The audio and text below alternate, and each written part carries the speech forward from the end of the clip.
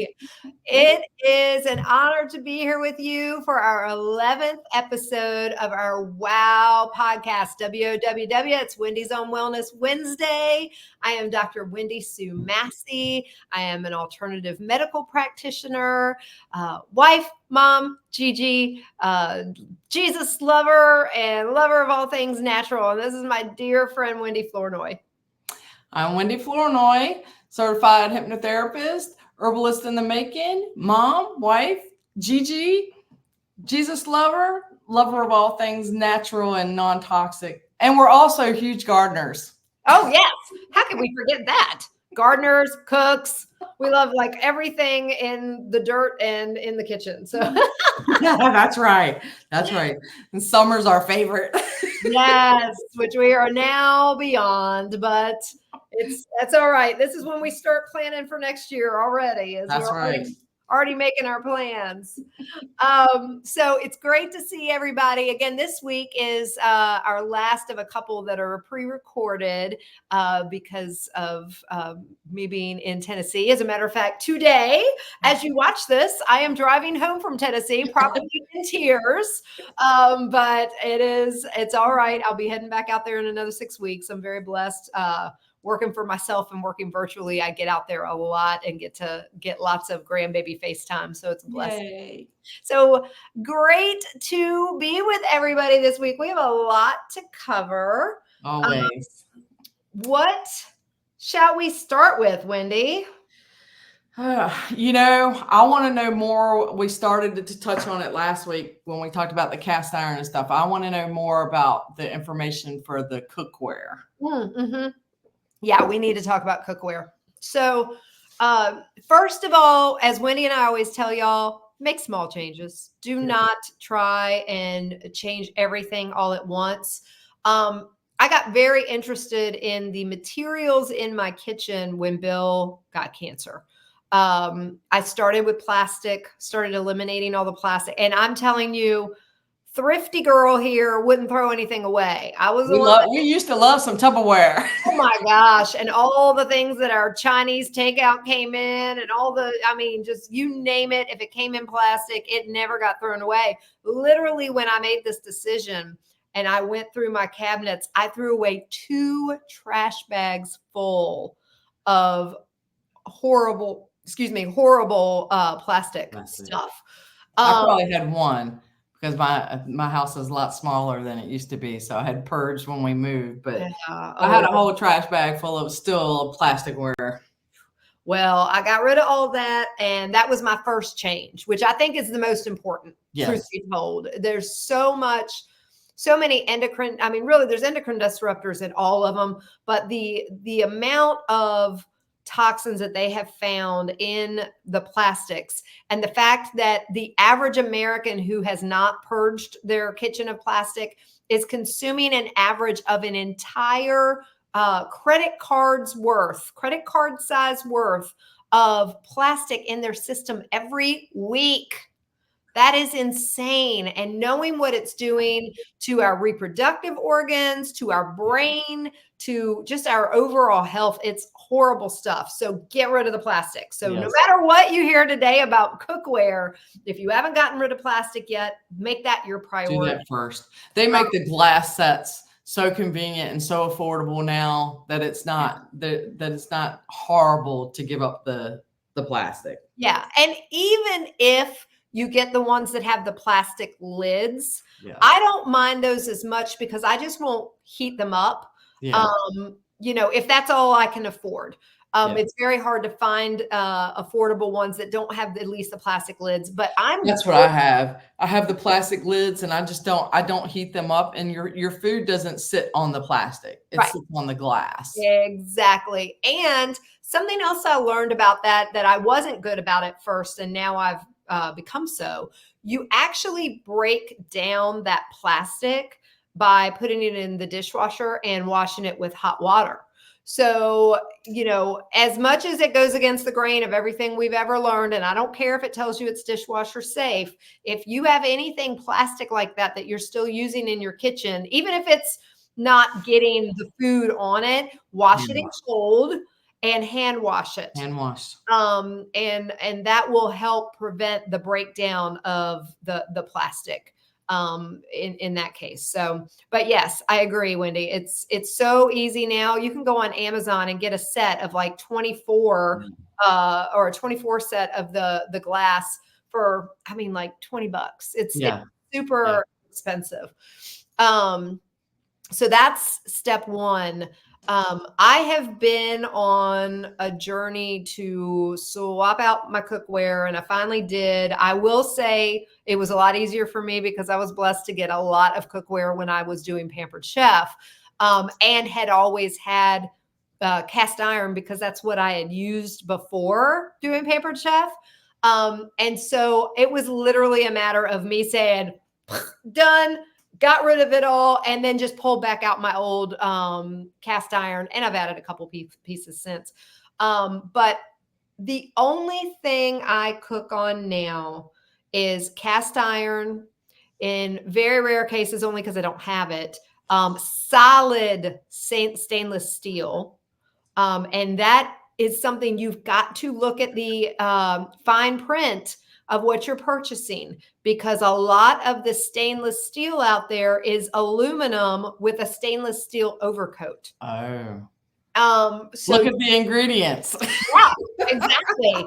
And if they don't specify that it is solid stainless steel, be suspect, especially if it's less expensive. Be suspect.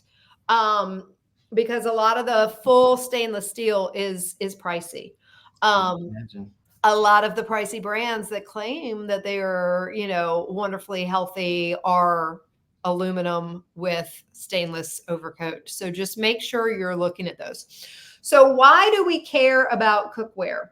And I need y'all to hear that there are some pretty shady things in the world of cookware that they will try and convince you that what they have is super healthy.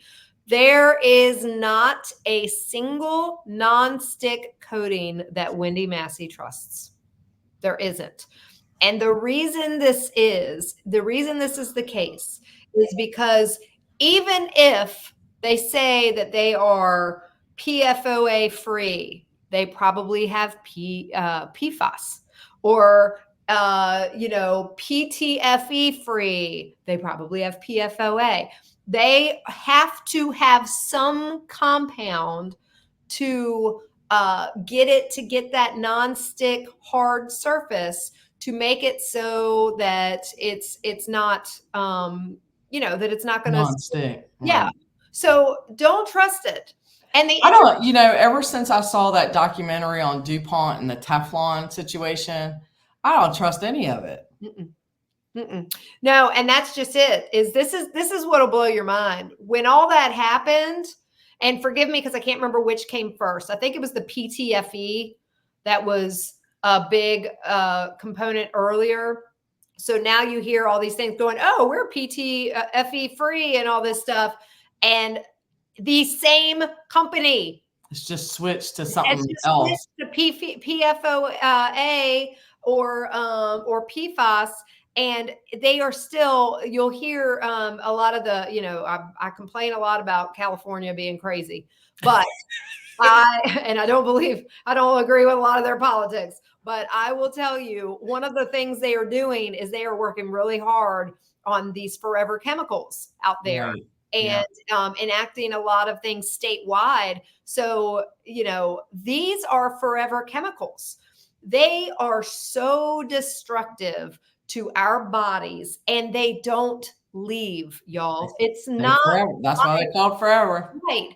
They have found in people who have stopped using this stuff 20 years later, 30 years later, evidence of this still being built up in their cells. It's horrible stuff. Wow. Horrible stuff.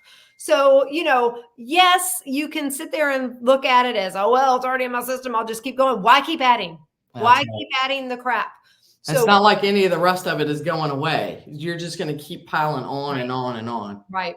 But so be real suspect. That's what made me get rid of, sorry, because I know I have a lot of friends and people that followed me for years doing Pampered Chef. But one of the reasons why I got rid of all that stuff is I got very upset when I saw that whichever one it is that they say they don't have, PFOA, PTFE, one of them, but they have the other. So I'm like, stop with the crap. I just can't stand that. Now, I will say that, to give some credit where it's due, they do their stoneware right. Pampered Chef stoneware is fantastic. They fire it at 2,000 degrees. There are stonewares out there that are not good. Yeah. Okay. There are some, they are all clay based, but if you get a low quality stoneware, and I pray that they don't go that route, because right now, everything that, all the stoneware that Pampered Chef has is great.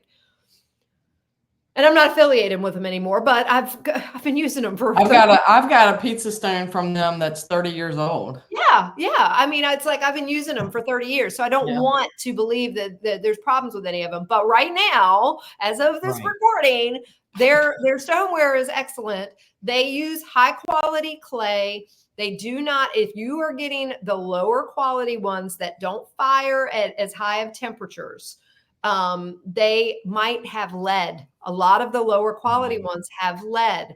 You don't want that. The higher quality ones will fire at a very high temperature. Pampered Chef is very proud to say that they fire at 2,000 degrees. So any of the impurities they are killing off, and they are, molding this stuff really well. That's why it's made so well. But they are using a high quality clay. And as of right now, pray this doesn't change, it's still being made in the United States. Their stoneware is. I will say I have, and I'll talk about this with the cast iron too. I still will use the glazed stoneware if it's stone on the inside.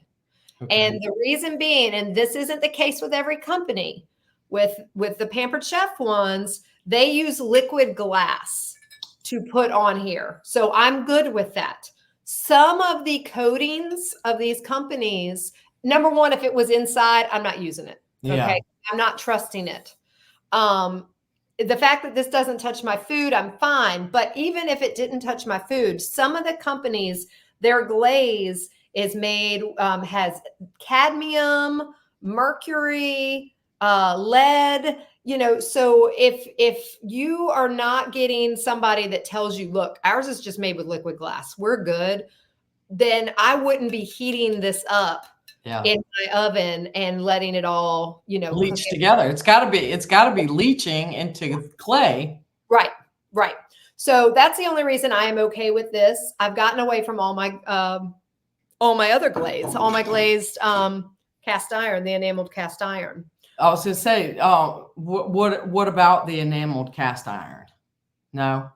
Okay. I was very sad to learn about this, and I had a lot, because again, that was something else I had with Pampered Chef, but I also was really wanting to, some of the Lodge ones that are the enameled cast iron are gorgeous.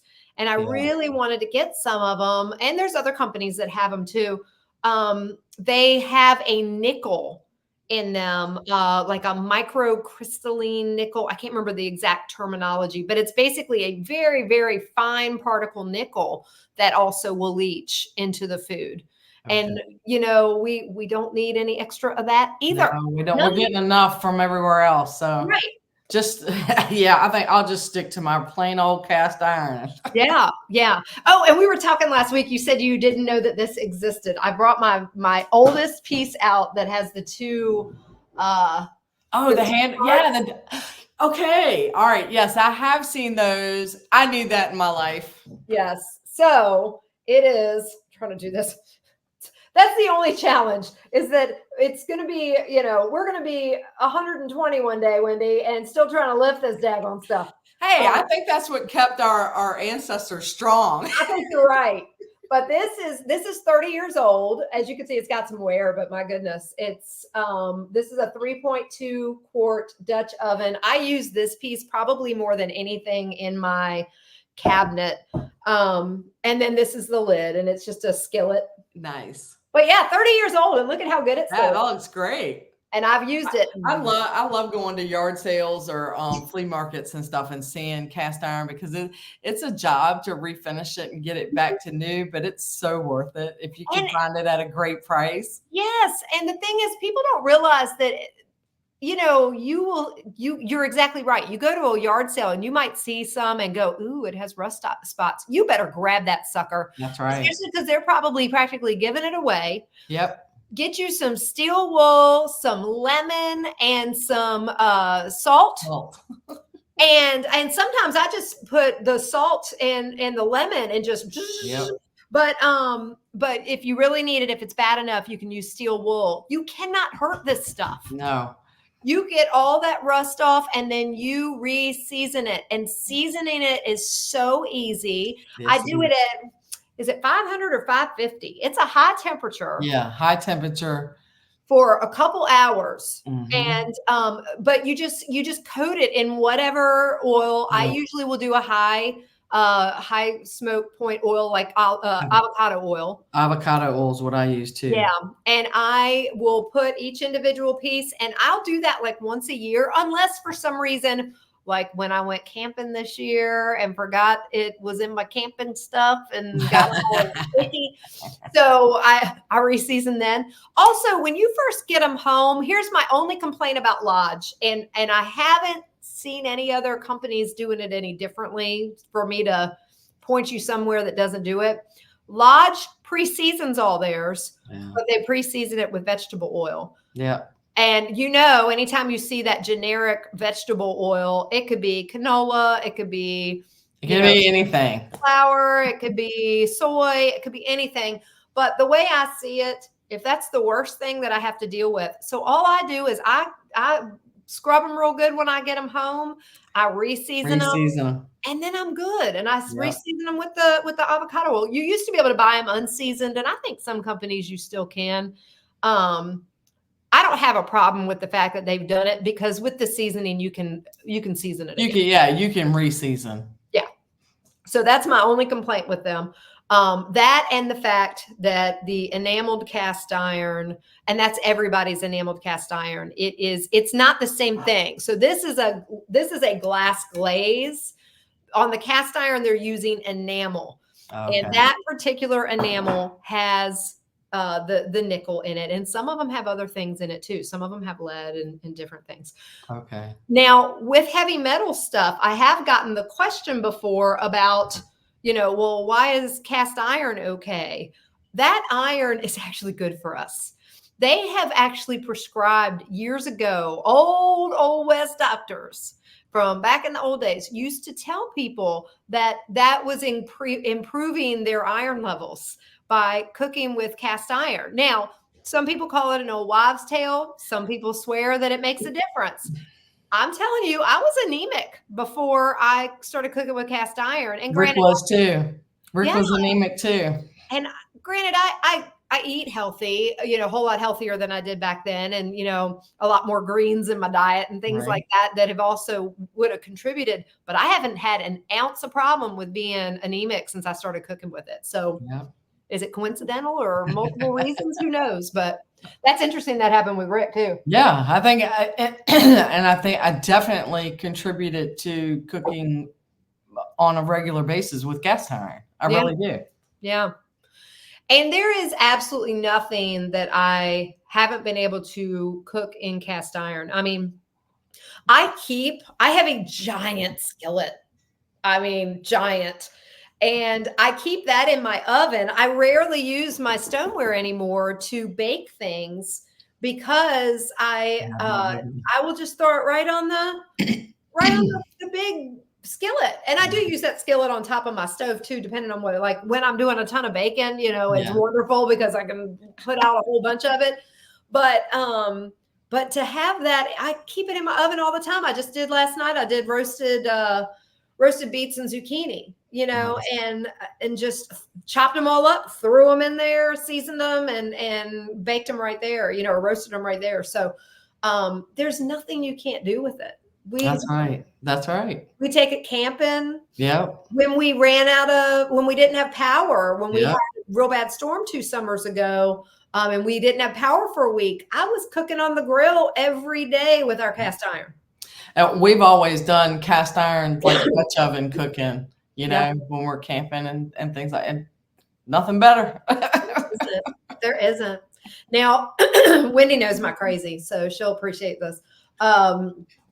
You did I ever tell you about my goal? And I haven't done it just yet, and you know. So for those of y'all that don't know, we rent right now, yet we've been here almost 8 years. So I'm forever saying, well, when we get our own place, you know, and meanwhile, I'm going to be here longer than I've ever lived in any home in my entire 50 years. But anyway, so it's a long-standing joke with me and Wendy. I'll say, you know, well, I'm going to put that in a pot because I don't want to put it in the ground because I want to take it with me. I mean, it's just so crazy. But anyway, I want one of those giant cast iron kettles. Yes. That have the, you know, the big. You make like Brunswick stew. Yes. Yes. I'm gonna do that. I want to make. I have this dream. Well, honestly, I kind of stole it because when I lived in Amelia County in Virginia, there was a fella that every New Year's would sit outside with his big kettle full of black-eyed peas and would have a sign up, "Come help yourself." And I was like, that's so me. That's so what I want to do. I want to make a giant kettle of black-eyed peas and tell everybody to come get it. Of course, you know I got to be extra. I got to have the stewed tomatoes and the greens and the crack in all the stuff to go with it. Yeah, got to have the crack in the pan cornbread and everything. But I want to have the giant kettle for the black-eyed peas. But I haven't bought it yet because they're like 200 pounds and that's something I don't want to have to move or don't want to have to get Bill to move. Yeah. We definitely need one of those. Yes. When we have our community kitchen, it'll sit right outside by the fire pit. That's right. But anyway, so yes, make your changes as you can. But I am here to tell you, you can get, when I decided to go cookware crazy, I had felt horrible because I had gifted my kids during my years with Pampered Chef so much cookware. And it was such a blessing. I had given them, I mean, they had the nicest cookware sets, as did I, you know, nicer than any of us had ever had in my whole lifetime. So then when I'd started discovering this, I was like, kids, you know, Matthew, whatever I say, he's the best. I'm telling you. Not that Christy isn't, but Matthew's like, all right, Mama, I'm getting rid of it all, you know. And so I sent both of the kids 5-piece cast iron sets.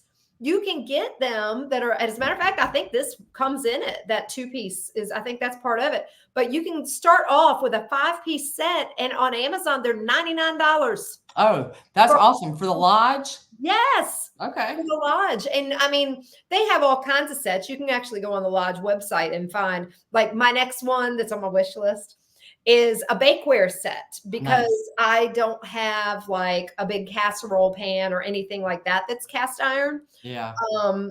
So that's on my wish list now too. Yeah. Yeah. They have the bakeware set. They have the casserole dish, like the 13x9. They've got a pie pan. They've got, it's a bunch, but anyway. Nice. So yeah. I did see where they had stands to hold everything too. Yes. That's also on my wish list. One of those is on my list already. Yes. Yes. So, I mean, I can go crazy with the stuff, but you don't have to start expensive. No. I mean, to get a 5-piece set for $99 to start, you know, and then phase out what you realize you don't need because of what you just purchased, and just start to use more and more of this and less of those forever chemicals, because you've got to get those out of your kitchen. One step in your journey is better than no step at all. Yeah. The only thing I still have that, and it's actually newer, I got a double boiler. This is stainless steel. A lot of the real fancy stainless steel sets are expensive as crap. So this is all I purchased. I probably need to invest in one of those, as much double boiling as I do with the herbal salves and stuff. Yeah. And that's what I was doing. I got it for myself as I was, you know, between although the banana peel tea I can do just straight in the pot, but making gummies and different things like that. Yeah. That's exactly why I got it. When I make my lip balm, that's a great way. Though I have done it just in glass bowls That's how I do it. Glass bowl sitting in the pan. Yeah. And so, but this makes it easier. Yeah. What a nice investment. Yeah. Yeah. But, and then other than that, y'all, the next step that I am working on is to make sure that I get all the aluminum out of my kitchen. And that is to minimize the aluminum foil, make sure that anything that I have that I thought was stainless steel, get rid of it. It's not. So Wendy, if we get rid of aluminum foil, what's an alternative to using aluminum foil? It's hard. Because I mean, what I have in my drawer right now is aluminum foil and plastic wrap. Yeah, I know. I don't have a great answer for that yet. I'm trying to experiment with some things, and I don't know that I'll ever fully get rid of it. What I think I'm going to do is kind of like I've done where I talked about with the plastic lids on the thing, is I'm just going to make sure I'm not heating them up, because the aluminum is leaching in. Like, how a lot of times you see recipes where they say, line your pan with aluminum foil or something like that before you bake. Don't do that. I have been using the natural parchment paper more and more in things. So I'm thinking, instead of like aluminum foil or plastic wrap, could you use the parchment paper on top and then put the aluminum or the plastic wrap on top of that? That way nothing's touching your food, know? I actually had thought about that, and there has been a couple of times that I've wrapped something that needed to be wrapped, typically in foil or in plastic, in exactly that, in parchment paper, and then I wrap it again in the aluminum. Just because it's got to be better, I guess, than directly on it. Yeah. Yeah. So that's what I've done. I will tell you that a lot of my pans that were just my junk pans that I would keep in my drawer under the oven, if all of a sudden I'm baking, 10 dozen cookies and I'm just using every pan I got rid of all those, because most of those are aluminum. I'll tell you something else that I just discovered, and this was literally Sunday. I didn't even think about it. Didn't even dawn on me. I've used stainless steel mugs to drink out of when I leave the house. When I'm home, I am all my glass, my mason jars. That's right. But I use the stainless steel a lot because I've gotten away from all the plastic mugs that I had, threw all them away. Because I used to put coffee in them. And if you think about it, if you're honest with yourself and you have a plastic mug, you can taste that plastic. You really can. So I hadn't thought any more of it. Thought, okay, well, I'm doing good. I'm using stainless steel because that's what I thought I purchased. So I purchased them years ago before I knew to look about the aluminum base. Okay. We were in church and Bill grabbed my water just to have a sip. And he looked at me and I said, yeah, it always makes that. I said, it always has that taste, but it didn't bother me. He said, baby, that's not stainless steel. That's aluminum. And it didn't even dawn on me. So I'm purging those next, like I didn't even think about those. So, again, don't let it make you crazy. There are going to be things. We just talked in here a few weeks back about the plastic cutting boards. Yeah.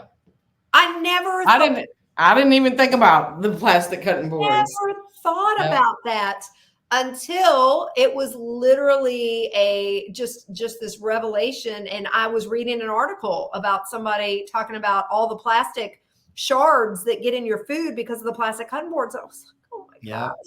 I had tons. So they're all gone. They're all gone now. I've got 2 wood ones and a glass one that I use. And so thank God for those. Something else that I think we've mentioned in here before, but it's worth mentioning again. And this is all according to the opinion of Dr. Wendy Massey. This is absolutely nothing founded in this. Everything right now says that silicone is safe. But I have a sneaking suspicion, because it is a type of plastic derivative, that we are going to hear 15 years from now that it's causing cancer, or that it is leaching into our food, or Yeah. something like that. So I refuse to trust silicone except when I'm keeping it cold. I won't. I used to bake in it. I used to have things, like molds that I could bake in it and everything. I don't do it anymore. I have some molds that I use, like for gummies, or to make my like the snack bar maker, Yeah. things like that I can make, like my own granola bars, things that I don't bake. Yeah, you're not heating it up. Yep. So that's Okay, so what do you think about like the silicone utensils? Like probably should. I mean, I started. Rick and I we like to go to the big market over at Bryant Park over here. So there's a guy over there who makes handmade kitchen utensils out of wood. So I've started out of teak wood. So I've started buying from him and replacing, but I haven't replaced everything yet, so I still have a lot of those silicone stirrers or scrapers or whatever, but I hadn't really thought about those till you just said something. I really do think I'm going to get rid of mine. I haven't yet either, but it's funny that you brought that up, because it was probably just last week that I'm staring at them. And I will say that ever since I've been on this path, they haven't been my first choice in my little carousel. Yeah. I have 2 carousels of all the cooking utensils. I always go for my stainless steel and my wood ones first. Yeah. And because that's another beauty about the cast iron. Even if you have stainless steel cookware or anything like that, you're not going to scratch your cast iron. Whereas I always had to be super picky about which one I was using on my nonstick cookware. So I think my answer is I'm not going to trust it anymore, and I'm going to purge them. I haven't yet, but I haven't really been using them either, Well, I know when I'm doing like herbal concoctions and everything on the stove, I always use wood or glass. Yeah. And it's because of that. I don't want anything leaching into. Yeah. Yeah. And it sounds like, oh, really, how bad is it? Y'all, just like I always say, you can't control everything. You can't control what they're cooking with when you go out to a restaurant. You can't control somewhat you can get filters and stuff, but for the most part, you can't control if you're on public water and you get heavy metals and PFOAs, because it does happen from their just walking outside and what's in the environment. You can't, none of us can control that. Right. So you fix what you can control to minimize it. And so if you can control, by not using things like that, then swap them out, and you'll eventually get to the point, and you're going to learn, more and more things that you didn't even think about that were in your kitchen, or, cleaners that you've used, or, different things. And it's just like, wow, I never thought of that. I know in years past, I had a real bad habit of going back to bleach, because sometimes it was the clean things just weren't getting it done, and I needed it done. So then I would go get the bleach, but the whole time we're still trying to create that thing that is clean and non-toxic, that is going to work. Right. So it's like, I get it. I've done the same thing with bleach. When Bill had cancer, it was like, okay, well, we're dealing with a lot of garbage right now, and I went right back to it then, whereas arguably I could say was probably the worst thing I did for him, because the last thing he needed was the bleach. It's like, you got to weigh the risks and the benefits. Do you want to make sure that it's bleach clean, or do you want to have those chemicals that he's breathing in, so it's a fine line. And that would be the one thing that I can say that I've gone back to several times, not because anything doesn't work, but like you said, I'm in a hurry. I'm going to use this on the bathtub because I need to hurry up and wash it, or something. But you're exactly right. Now, that being said, there has not been one single natural cleaner that I've used that hasn't been good. Yeah. That I've tried. They're all good. It's sometimes you just need I don't know. I think it's that habit, that circle of habit that we were talking about, that you convince yourself that worked better because it was quicker. Yeah. Kind of thing. Yeah, I didn't have to put so much elbow grease into it or something, whatever. Well, and if you, just going back to the bathtub example, if you're somebody that ever used to use Comet or, Cascade or whatever those things were, those scouring pads, use baking soda. Yep. Baking soda is one of the greatest cleaners, and that's what I do now in my bathroom is I will take baking soda and sprinkle it all over the tub. And, then I'll use my, a lot of times I'll just use my lemon and rosemary concoction. Yes. I have orange and vinegar. I always have. So it's like the orange with the baking soda is the perfect cleaner. That that vinegar mixture with baking soda is the perfect cleaner. Yep. And I have before taken a half an orange. When I haven't had like a good sponge to use or something like that, I've taken half an orange and sprinkled the baking soda in there and just use that as my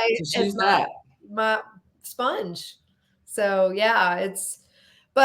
just one thing at a time, y'all.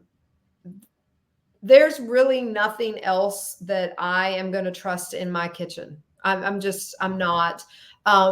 They're always coming out with new things, but to me, my question is always going to be, what is it made with? I used to not pay that much attention, but when I started getting into like the coatings of these things and stuff like that, you have to question everything now.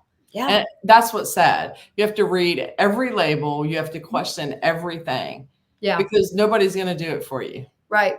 And, companies like Teflon have gotten away with this garbage for years, or DuPont that made Teflon.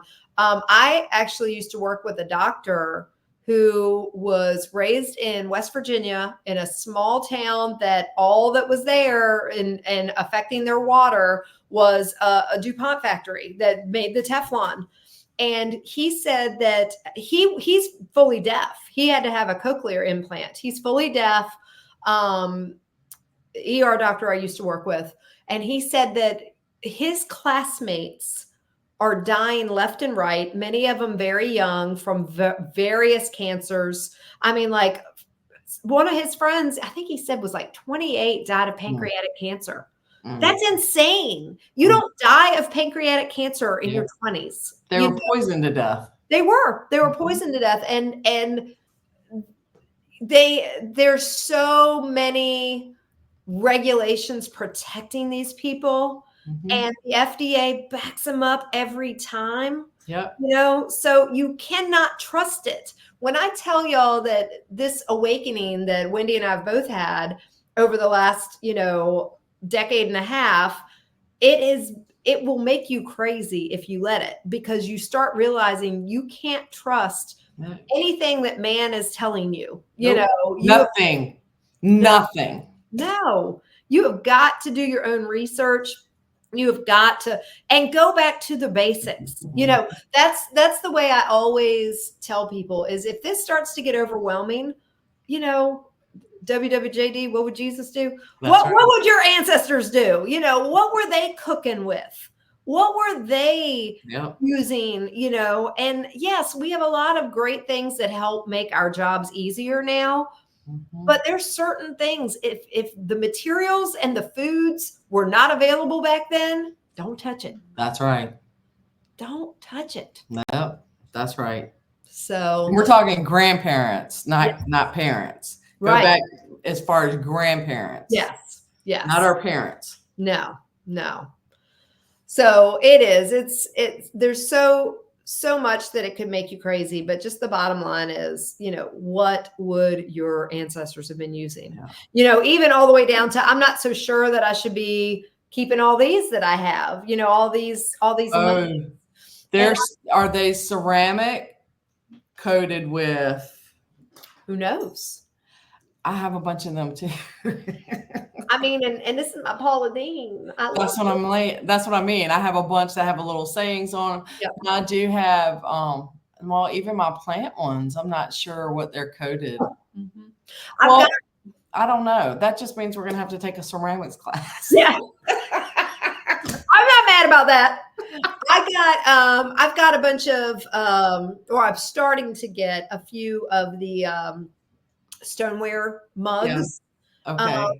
From like I got a really cute one. There's Beauty from Ashes is an organization that actually my dear friend Trisha, her daughter is run. I don't know if she just runs a division of it or if it's her company or what, but or organization, you know, it's a nonprofit. Okay. And they use all stoneware for their coffee mugs, and they glaze the outside, and they are so beautiful. And of course, all the proceeds from them go to helping what is it? I can't remember the country that they're out of. I want to say it's like Thailand or Philippines or somewhere. But anyway, it is to help women who have been trafficked, and they're saving them. What is the name of that company again? Beauty from Ashes. Okay. Or Beauty for Ashes. Excuse me. Beauty for Ashes. But yeah, they're and the women that they help serve actually are the ones firing the stones. I love that. Yeah. Yeah. I love that. So yeah, super cool. But they're beautiful. So I've started to add some things like that to my collection, and we'll probably start to phase these out as much as I love all one of the markets that I attended, see the flowers up there? Yeah. All right. So that is a ceramic handmade little, it could be a bowl, a vase, whatever. Uh-huh. The lady that I was next to at one of these vendor things, that's what she did. Oh. And I was like, I love talking to her to hear her process on how she does things, what's in it, and all like that. And I was like, oh, I've got to support you and at least get a piece. But yes, I love that. I'm going to check out Beauty for Ashes. Yeah. I believe it's now I need to replace some coffee mugs. Yeah. Yeah. And I can't swear that that's something that we need to stress out over either. I mean, none of it we stress out over. No.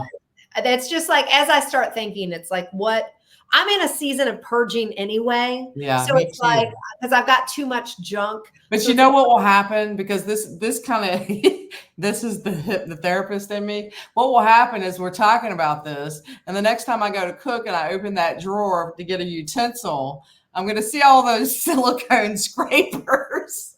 Yeah. Yeah. And I'm not going to want to use them because the whole time I'm using them, I'm going to be thinking, what's it putting in my food? Right. Right. Now, one thing that I haven't figured out, and it may be just using steel wool, I don't know, but you know, the scrapers we use for the cast iron. Yeah. You know what? Because they're plastic. I saw something that it was stainless steel. It was almost like a stainless steel wash rag. Okay. It was little chains of stainless steel hooked together to make like a little wash rag. Okay. And you can use that. Nice. I'm gonna have to look into that. That's a good idea. They weren't expensive. I want to say like $20. Okay. For one, and it was like palm bigger than hand size. Okay.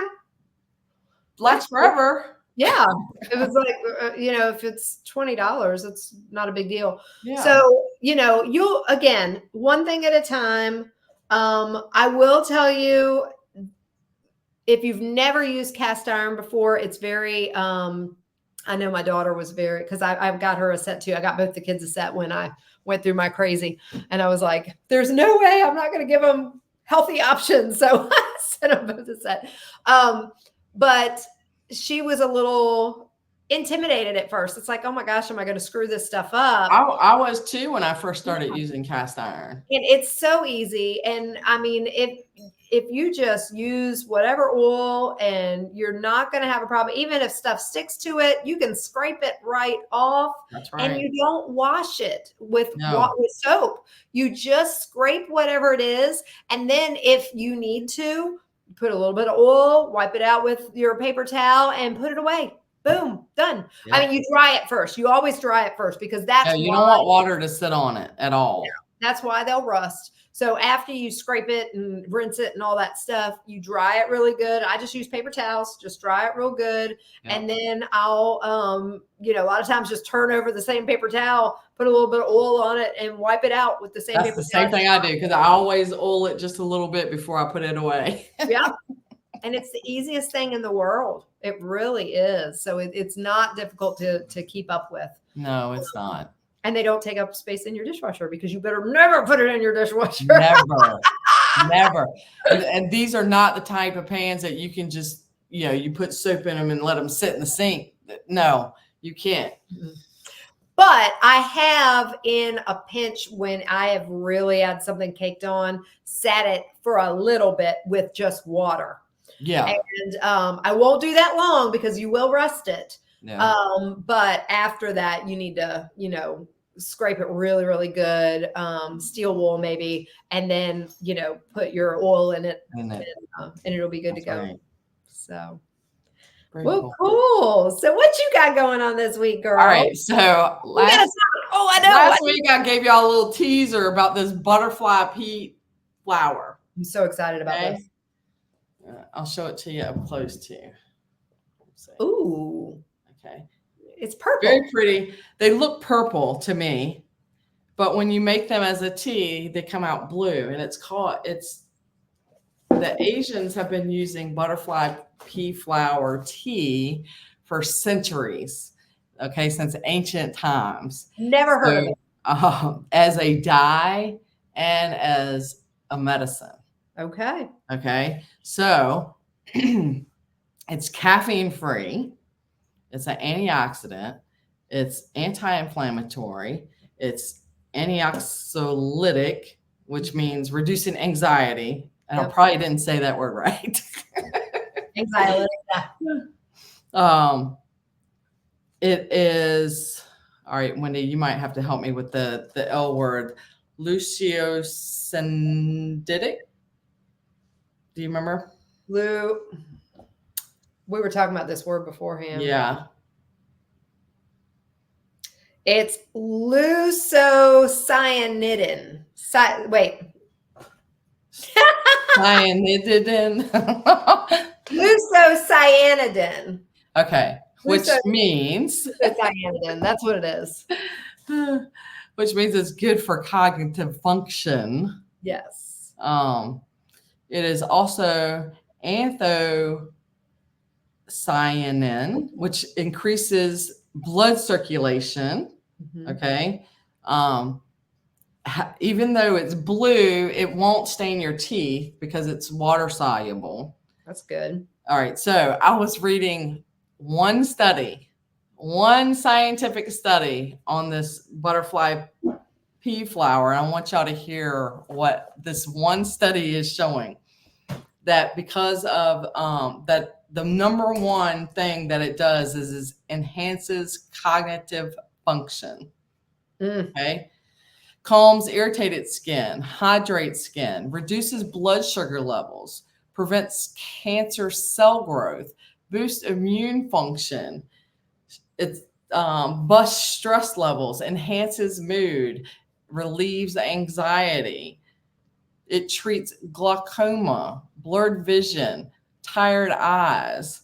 It nourishes hair follicles, promotes hair growth, reduces hair fallout, slows graying. It's an anti-asthmatic, a pro-digestive. It boosts metabolism, stimulates natural production of collagen and elastin. What the heck? How amazing. So I've been drinking this as a tea. Okay. So they say it's safe to drink 2 or 3 cups a day. Anything over that, you are liable to have nauseousness or stomach issues or diarrhea. Okay.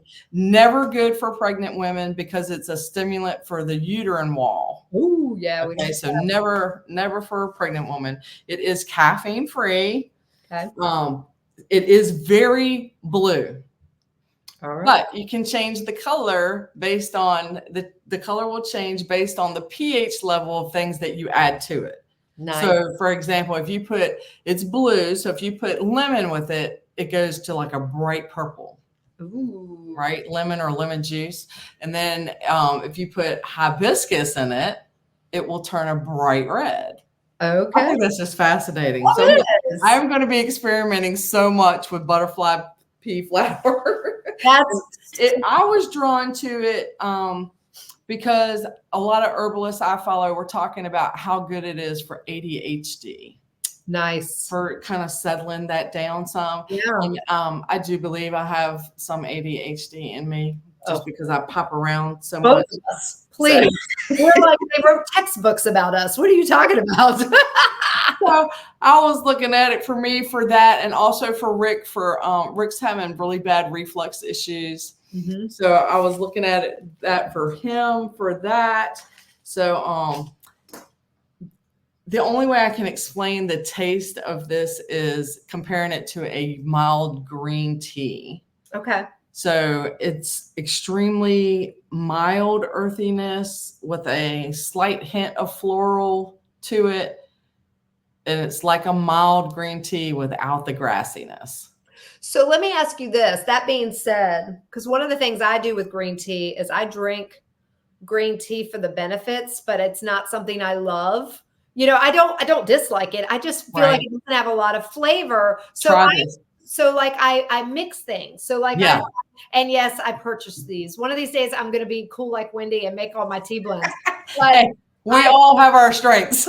Right. This is not where I put my energy yet, but I would love to. But like I mixed my green tea with my hibiscus today. Mm-hmm. And so, but that's because I love the flavor of the hibiscus, but the green tea does nothing for me. You know, right. It doesn't really have a flavor. And the butterfly pea flower is kind of like that too. Okay. It's very, very mild. But it also has like a natural, because of the floral hint, it has a little bit of a natural sweetness to it. Okay. So yeah, it's good on its own, but and that's how I get to, when I first start working with any kind of plant material or whatever, I will just use that and that alone. I want to get to know it. I want to get to experience it and things like that. So right now I'm in that phase. So I haven't not yet added anything else to it at all because I'm still trying to get to know her. Yes. But I do know this. I know I paid a lot of money for those because they're organic and sustainable. I will not be doing that again because I did order seeds. I will be growing those in the spring. So I'm already planning for next year. Yes. And we're going to grow those organically because I already can tell this is going to be one of my favorites. Yes. Now, is that an annual or perennial? That is an annual. Okay. So you'll have to plant it every year. Yes. Okay. That's okay. If it's worth it, it's worth it. Yeah, that's what I'm saying. So if I can grow it on the trellis, I think it's a beautiful flower. Okay. I think it will be beautiful. I think it will bring a lot of pollinators to the garden. About to say, it sounds like a great pollinator flower. And be able to harvest the flowers to have it organically. And yeah, I'm all about it. So it's the flowers that you are making the tea from. It's not not the berries. Yes, the flowers off of the butterfly pea plant. Okay. I love it. And I bet there's a reason it's called butterfly pea. Like, I know I'm going to do a little more. I'm going to look into that a little bit more because like we were talking before we started recording. Yeah. I'm curious to know if there's an actual pea that comes off of this plant. Right. I don't know because I got so elated by all the things I was seeing about the studies for the flower. Yeah. Now, one other thing, because you have me going down the rabbit hole too on this. I am interested, and I'm gonna do my own deep dive into because I focus so much on gut health. It says that it thickens the mucosal lining of the gut. So I am wondering if this is not something we can start using to help heal leaky gut. Yeah. You know, I have 2 more studies that are I'm waiting to read behind this one. I haven't gotten to yet. This was just from the first one. That's incredible. Because usually studies are like, let me tell you how it will do this one thing. And they uncovered like 52 things. I mean, what in the world? I was amazed. I was absolutely blown away when I started reading it, and I was like, oh wow, wow, wow, wow. That's amazing. I love it. It's studies like that that get me so excited that, you know, I just want to turn my whole entire yard into a butterfly pea flowers. Because we are going to go big or go home. There's nothing else, no other way around it. Maybe I can grow them up the trees because they grow viney. So perfect. Every tree is going to have them.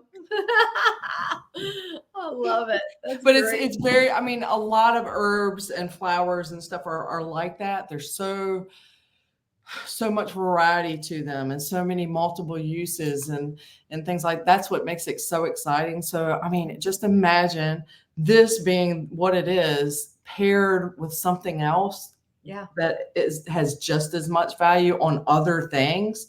You have a powerhouse blend with just two things. That's exactly why I was thinking immediately with the green tea. Yeah. Because, you know, all of the studies that have been done to show that a couple